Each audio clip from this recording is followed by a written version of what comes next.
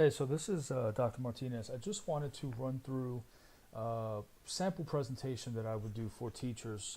The idea is to model for them what collaborative conversations look like through jigsaw activities. And the way I would do this is basically have the teachers themselves do the activity.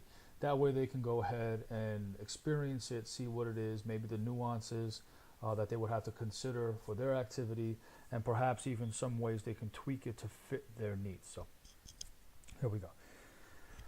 Hey everyone, so today we want to establish collaborative groupings, collaborative conversations with our students through jigsaw activities. And the way we're going to do that is the way that naturally we want you guys to learn it, and that's to model it for you. So basically, as we go through this activity, I want you to think about how your students will be able to acclimate to this activity, what you can do to tweak it for your own purposes without losing the essence of what it is that we're trying to do, and that's get the students to collaborate and to create something in their groups. So the way that this would be is you would create this jigsaw activity. You would have 8 teams, at least in this case I'm saying 8 teams. I'm considering teams of 4 to be adequate, and in a 32 student classroom you have about 8 groups. Obviously that can change based on numbers, that can fluctuate. You could have more in a group, less in a group, and really that depends on what you know your dynamics to be in the classrooms. So what we would do in this case is I want to read this article, and I'm going to give you guys this article to read. And there are a few things about this this site that I want you to see. Again, this is not saying that this is the tried and true thing. This is just debate.org. It's just something that allows the students to voice their opinions and make arguments.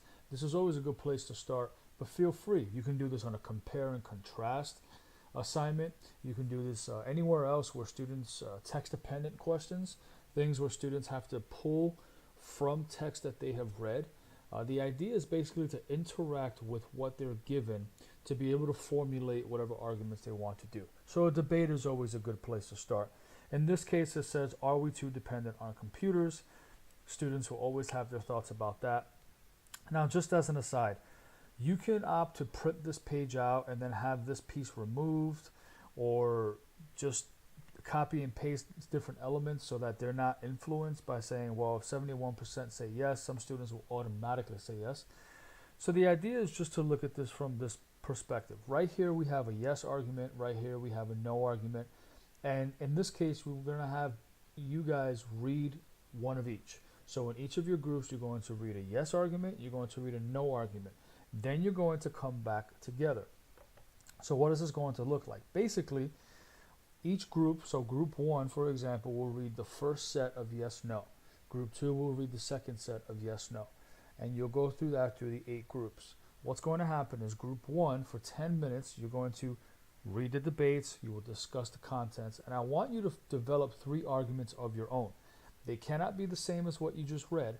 I want you to create 3 arguments for yes and 3 arguments for no as a group.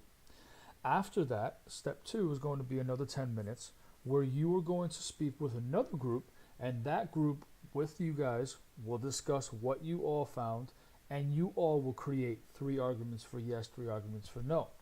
It may very well be that you all have the same yes, no arguments. Well, those will go forward as your team arguments.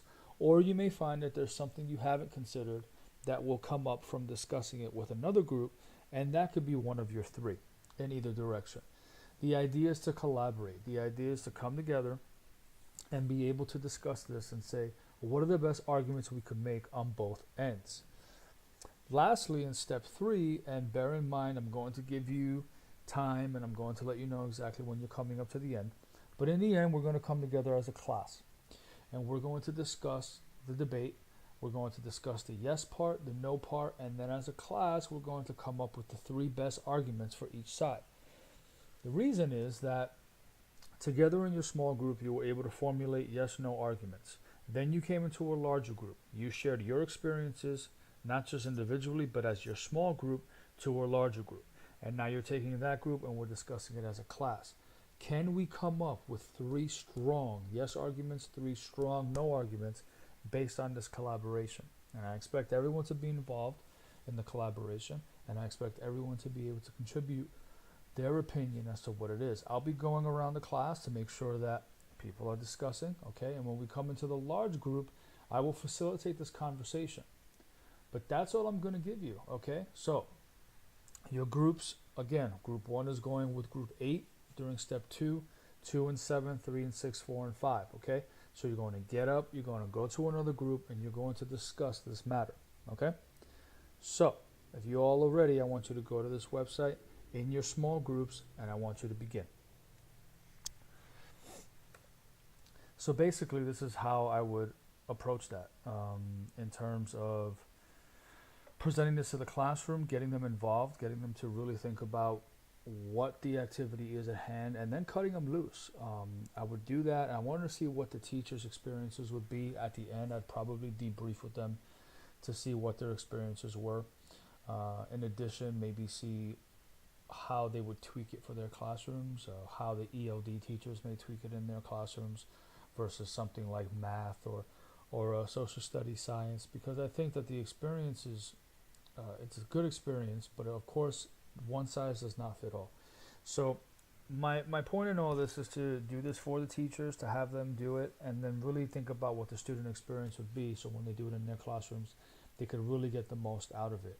And the point is to get them to collaborate and get them to come up with ideas as a collective that maybe they can realize, hey, I thought one way in the beginning, maybe at the end I thought something else. Or I thought one way in the beginning and it was just reinforced as I went on, and now I feel that much more confident. So we're really trying to help the kids get some critical thinking skills, some collaborative skills, being able to defend their claims. So that's basically how I would go about doing that in order to get the consensus building possibly, or certainly developing collaborative relationships, and these are certainly team building opportunities. So there it is. Thank you for your time. God bless.